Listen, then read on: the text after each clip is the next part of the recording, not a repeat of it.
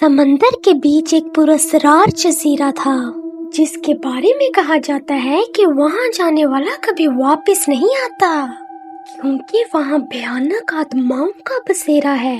हमजा और सारा को एडवेंचर का बहुत शौक था और एक रात वो कश्ती पर बैठकर उस जजीरे की तरफ चल पड़े।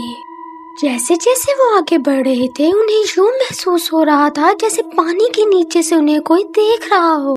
जजीरे पर उतरते ही उनका सामना एक पुराने जंगल से हुआ जहां दरख्त सूखे पड़े थे और वहां एक पुराना और टूटा फूटा सा घर था। जैसे ही वो अंदर दाखिल हुए वहां एक दीवार पर लिखा था, भाग जाओ वरना तुम भी मारे जाओगे। सारा की नजर एक पुरानी तस्वीर पर पड़ी जो मुस्कुरा रही थी और फिर अचानक एक गुड़िया जमीन पर आकर गिरी।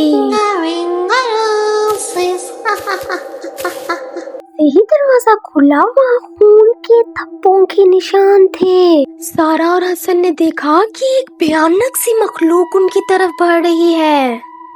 ये देखकर वो दोनों तेजी से जंगल की तरफ भागने लगे।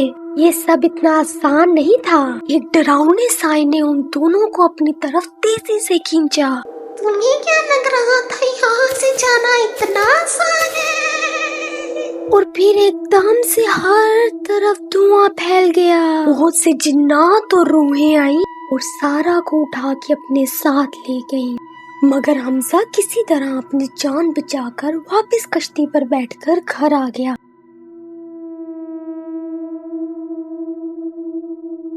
उस रात जब वो सो रहा था अचानक उसे अजीब सी आवाज सुनाई दी जैसे कोई उसके कमरे के बाहर हो। उसने जाकर देखा तो दरवाजे पर एक पुरस्कार गुड़िया पड़ी थी जिसे देखकर उसने जोर से चीखें मारी। और जब वो पीछे मुड़ा तो उसकी दोस्त सारा इस तरह उसके सामने खड़ी थी जैसे कोई मुर्दा खड़ा हो।